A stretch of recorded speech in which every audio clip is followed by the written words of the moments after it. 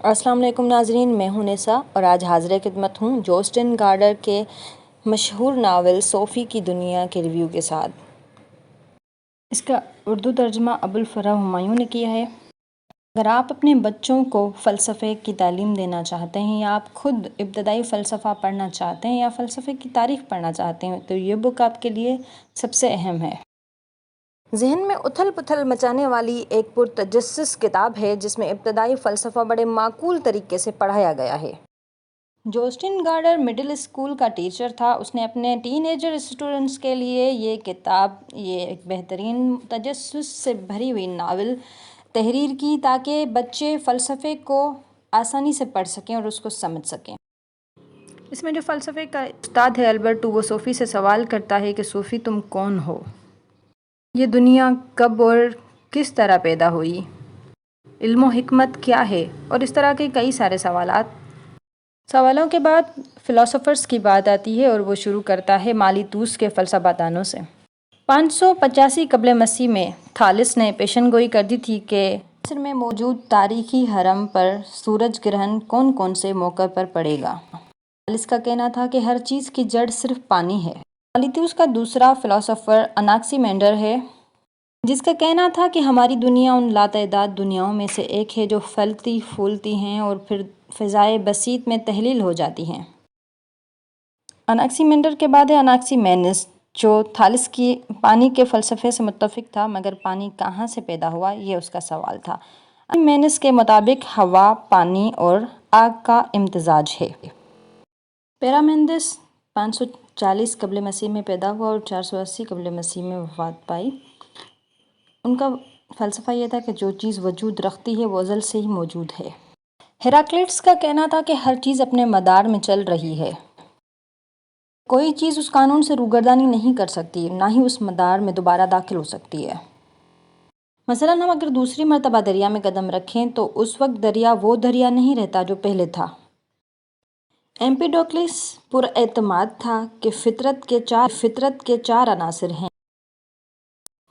Greek philosopher اناکساگوراس 500 قبل مسیح میں پیدا ہوئے اور 428 میں وفات پائی۔ ان کا کہنا تھا کہ پانی کسی چیز کی ماہیت تبدیل کر سکتا ہے۔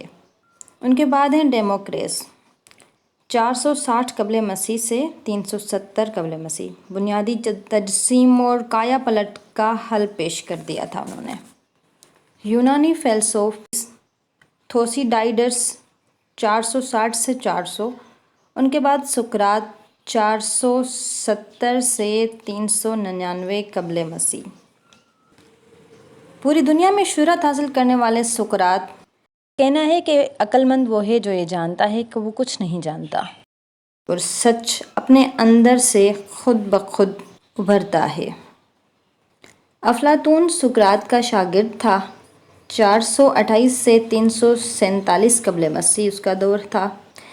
افلاطون کا کہنا تھا کہ قدرت کی سب باتیں صاف اور واضح ہیں۔ کوئی ایسا معاملہ ہے ہی نہیں جو حل نہ ہو۔ ارسطو بھی افلاطون کا شاگرد تھا۔ 384 سے 322۔ ارسطو نے 170 عنوانات پر مقالے لکھے، ان میں سے 47 ابھی بھی محفوظ ہیں۔ کفایت شعاری کا فلسفہ پیش کرنے والے اینٹیشنیس یہ سقراط کے شاگرد تھے۔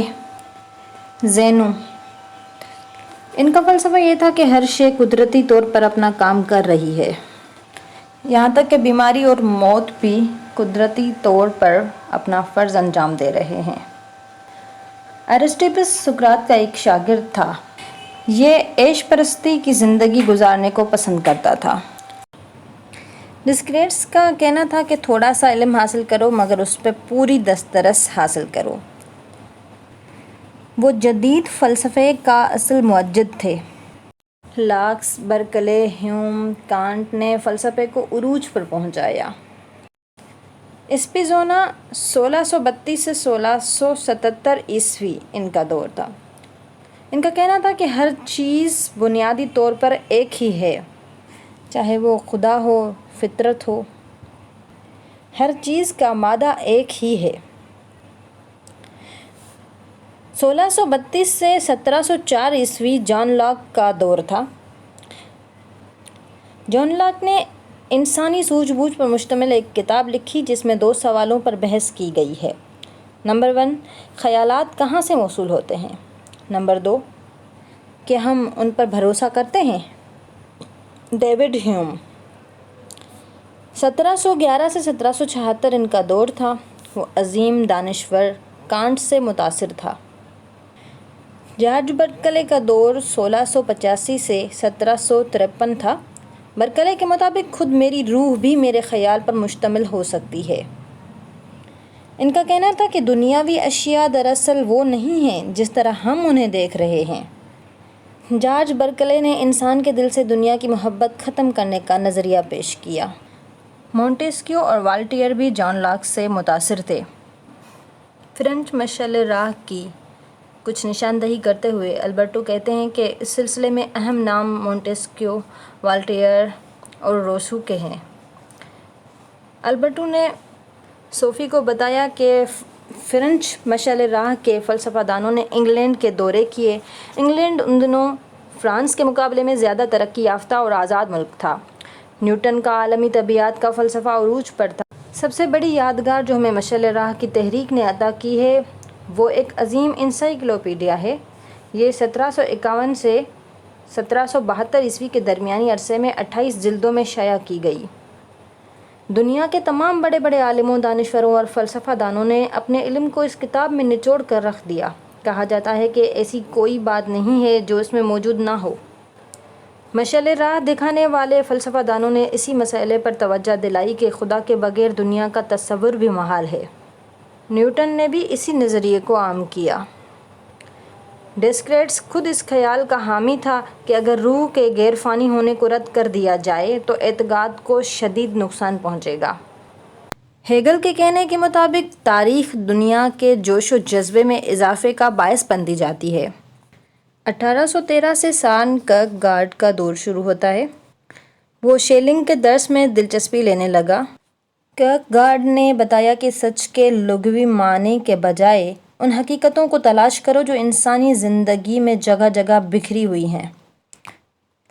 گوتم بدھ کا فلسفہ بھی بنیادی طور پر انسان کی حقیقت سے بحث کرتا ہے۔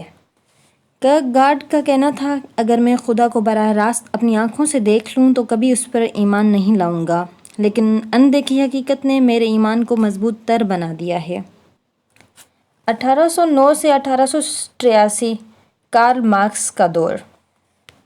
کیرکگارڈ اور مارکس نے ہیگل کے فلسفے کو اپنایا، لیکن اس کے ساتھ ہی وہ ہیگل کے مثالی اور تصوراتی نصب العین سے متفق نہ تھے۔ مارکس کی سوچ عملی اور سیاسی پس منظر رکھتی تھی۔ وہ صرف ایک فلسفہ دان نہیں تھا بلکہ اس کے ساتھ ایک تاریخ دان، ایک اشتراکی اور ماہر اقتصادیات بھی تھا۔ مارکس کے علاوہ کوئی اور فلسفی کبھی عملی سیاست سے وابستہ نہیں رہا۔ چارلس ڈارون 1809 سے 1882۔ مارکس اور ڈارون کا دور ایک ہی تھا، لیکن دونوں ایک دوسرے سے بے خبر اپنا اپنا کام کر رہے تھے۔ آخری ایام میں دونوں کی ملاقات ہو گئی۔ فریڈرک اینجلز نے اپنے ایک بیان میں کہا کہ ڈارون نے جسمانی اعضاء کی قدر و قیمت کا کلیہ دریافت کیا، اسی طرح مارکس نے بھی انسان کی تاریخی حیثیت اور مقام کا اندازہ لگایا۔ دوسرا عظیم مفکر جو ڈارون کے خیالات کی تہہ تک پہنچ سکا وہ سگمنڈ فرائڈ تھا۔ اس نے بھی اپنے آخری ایام لندن میں ہی گزارے۔ فرائڈ کا کہنا تھا کہ ڈارون اور فرائڈ کی خیال میں مکمل ہم آہنگی تھی اور شعور ذات کا فلسفہ ایک ہی تھا۔ فرائڈ کا دور 1856 تھا۔ فرائڈ نے طب کے ساتھ ساتھ نفسیاتی بیماریوں پر بھی توجہ دی۔ 19ویں صدی کے آخر میں اسے نفسیاتی بیماریوں پر مہارت تھی، عروج تھا اس کا۔ فرائڈ نے یہ سمجھانے کی کوشش کی کہ کم عمر بچوں بلکہ شیرخوار بچوں میں بھی جنسی رجحان پایا جاتا ہے۔ اس نظریے نے بھی اس کی شہرت میں 4 چاند لگا دیے۔ 1844 سے 1900 تک یہ دور تھا جرمن فریڈرک نیٹشے کا۔ نیٹشے کو ہیگل کے فلسفے اور جرمن تاریخ سے اختلاف تھا۔ ایک شخص جو کیرکگارڈ اور نیٹشے دونوں سے متاثر تھا وہ ایک جرمن فلاسفر تھا، مارٹن ہائیڈگر۔ 1905 سے 1980 یہ دور تھا جین پال سارتر کا۔ سارتر نے کہا کہ انسانیت ہی زندگی کی معراج ہے۔ اس فلسفے پر اس نے اپنی ایک کتاب گاڈ از ڈیڈ میں کافی طویل بحث کی ہے اور یہ خیالات اس نے نیٹشے سے اخذ کیے۔ البرٹو کہتا ہے کہ گناہ اور ثواب کیا ہے یہ انسان خود فیصلہ کر سکتا ہے۔ کچھ لوگ ڈھنڈورا پیٹ رہے ہیں کہ ہم نئے دور میں داخل ہو رہے ہیں، مگر یہ ضروری نہیں کہ ہر نئی چیز اچھی اور فائدہ مند ہوگی، اور نہ ہی ایسا ہے کہ ہر پرانی چیز فرسودہ اور بوسیدہ ہو چکی ہے اسے باہر پھینک دینا چاہیے۔ فلسفے کے بارے میں بنیادی باتیں میں تمہیں سمجھا چکا، تمام تاریخی حقیقتیں تمہارے سامنے ہیں۔ صوفی کہتی ہے، بہت شکریہ، بہت بڑی مہربانی۔ مختصر ریویو صوفیز ورڈن بک کا۔ اپنے بچوں کو یہ بک پڑھائیں اور آپ خود بھی پڑھیں۔ ناظرین، آپ کو میرا ویڈیو کیسا لگا کمنٹ میں ضرور بتائیے گا اور ہمارا چینل سبسکرائب کرنا مت بھولیے گا۔ تھینک یو، اللہ حافظ۔